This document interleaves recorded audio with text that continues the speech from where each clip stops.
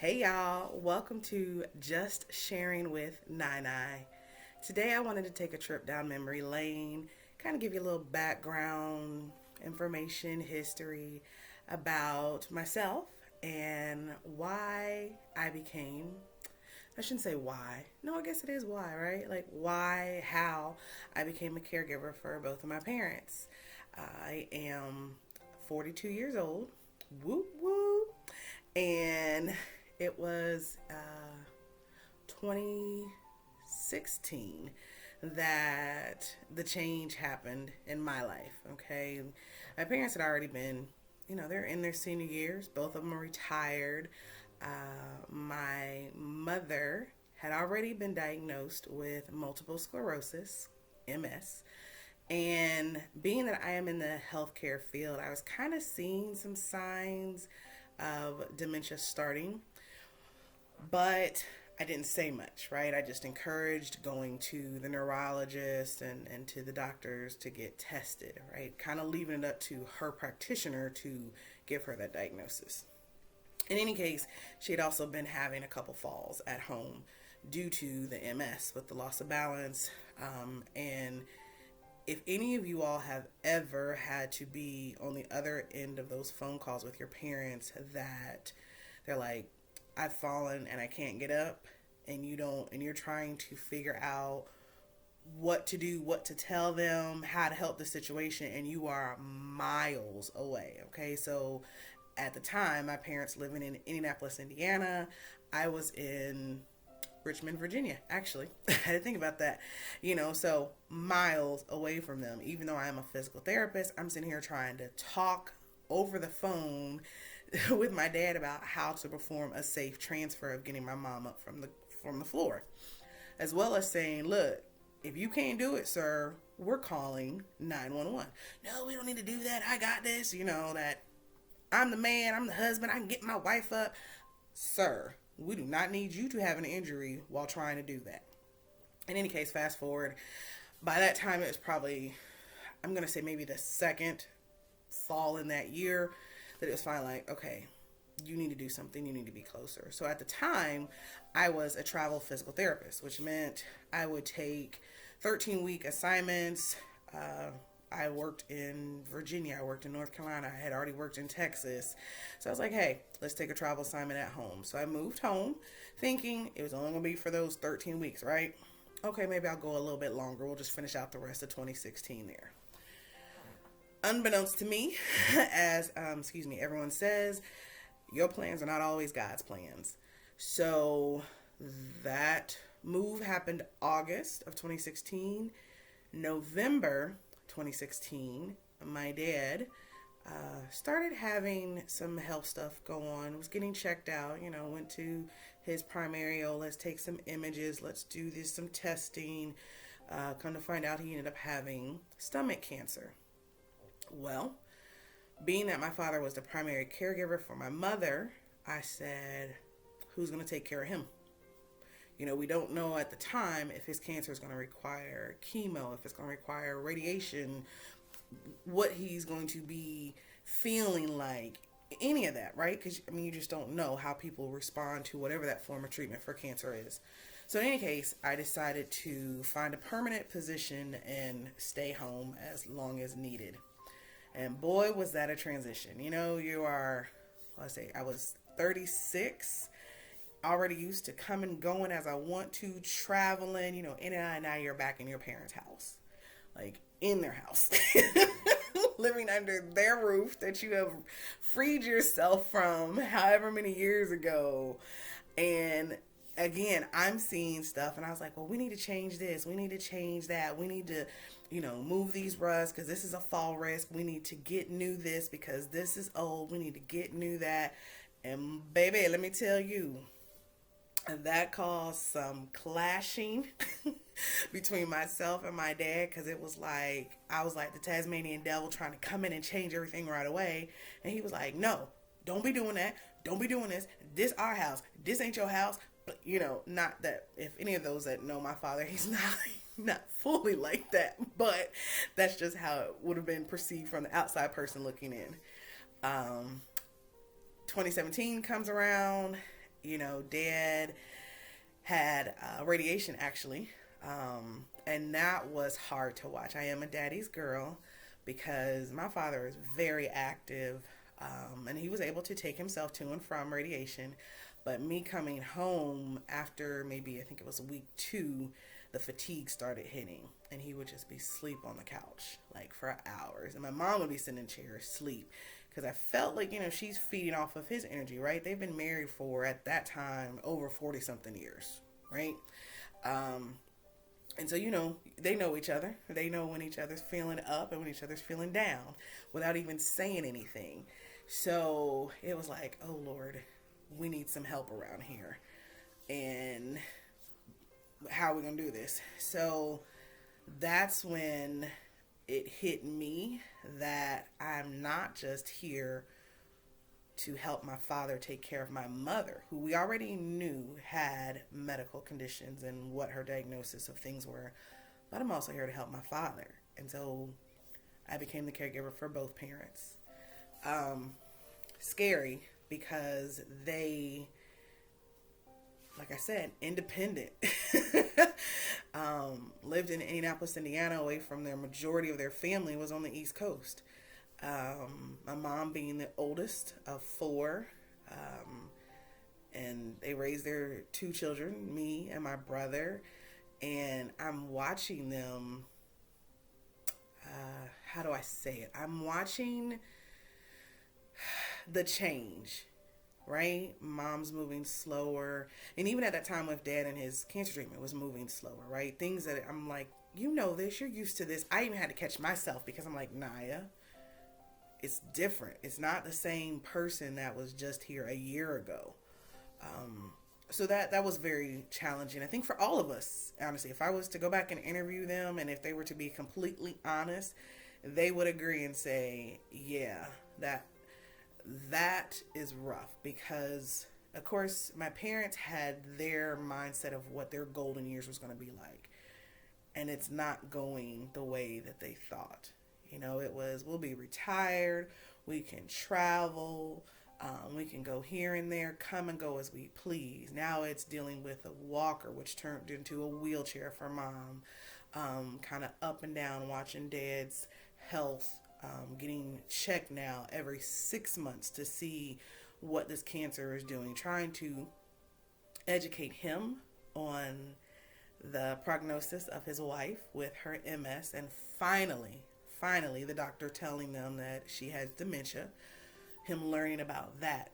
That's a whole nother video in itself, y'all, because dealing with a loved one that has been diagnosed with dementia, understanding, and you will never truly understand what they are going through, but understanding how you are going to change through what they're going through, well, baby, whole nother video. We'll address that later. But, teaching him of how his stress level, his sleep patterns, all that can affect his cancer within his body. Because even though he had surgery, it wasn't gone. They didn't completely eradicate it. It was, hey, we've shrunk it. We're going to keep monitoring it to make sure it doesn't metastasize. It doesn't get any worse than what it is. So, I've mentioned, I think you heard me say I have an older brother, right? I took on the responsibility. I did it. They didn't ask me to be their caregiver. They didn't ask me to move in and stay with them.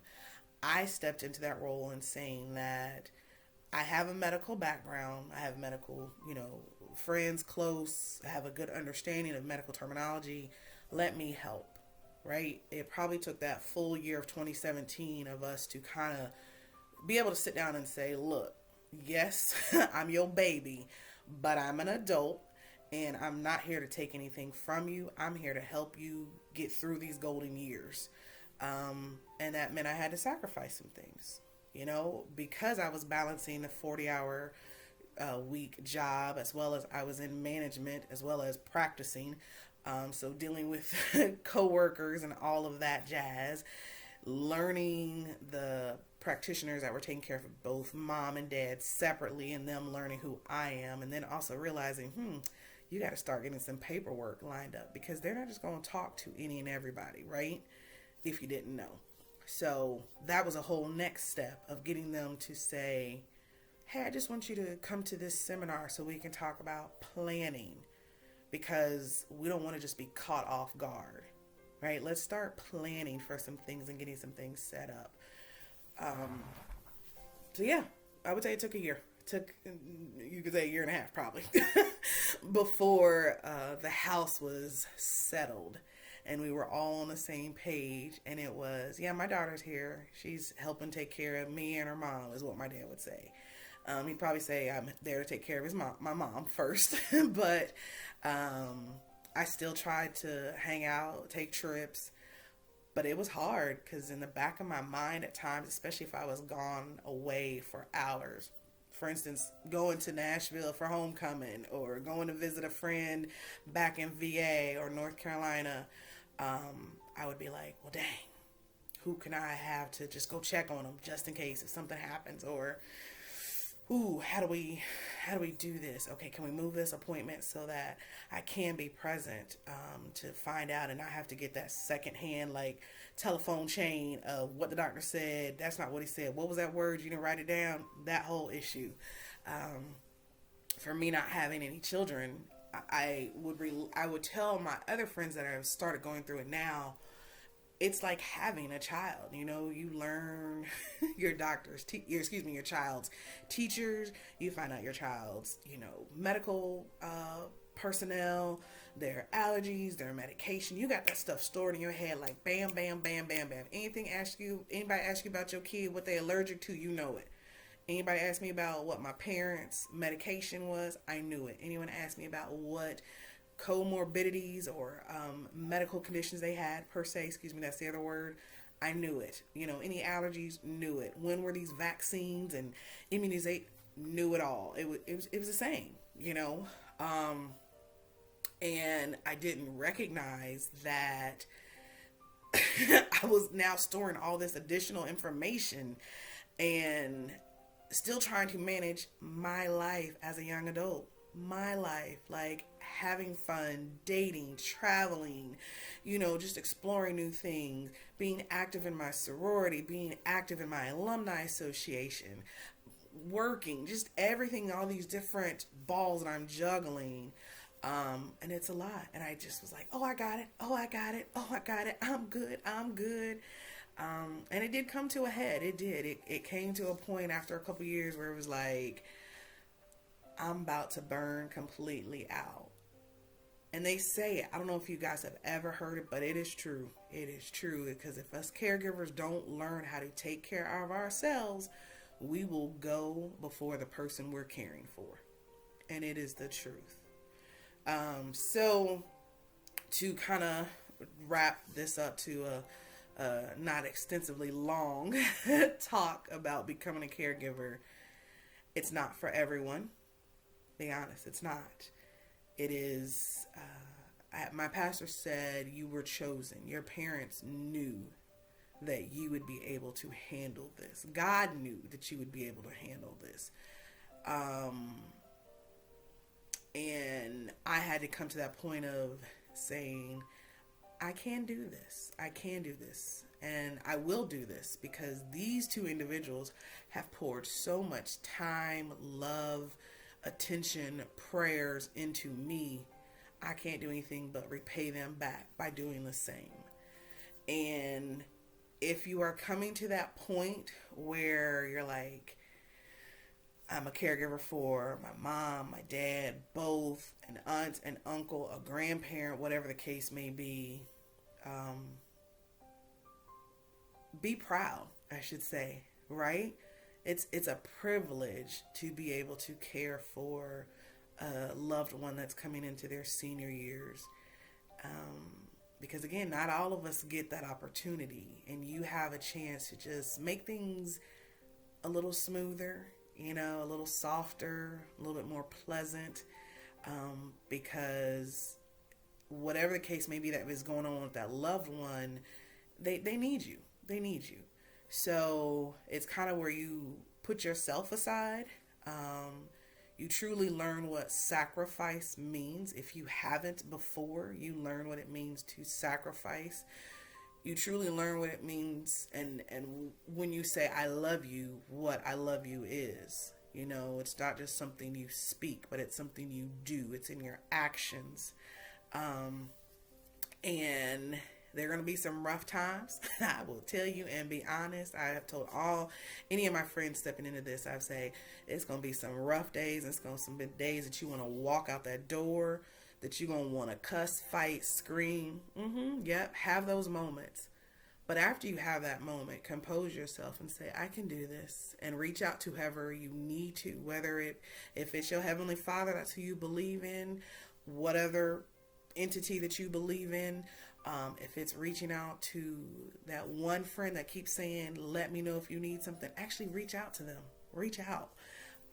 Don't try to do everything on your own. There are people around to help you that don't even cost anything. So, but just know that it's a journey, and it's a journey that you will not forget, and it's a journey hopefully that you will be able to share, as I am doing, with someone to help them when they get to where you were. So that's just me sharing a little bit of the background history of how I became a caregiver, and look for some more conversations about the different aspects of caregiving, things that I've learned while being a caregiver, and things I'm still learning, right? Resources that I have found and shared with people, and look forward to sharing with you soon. Take care.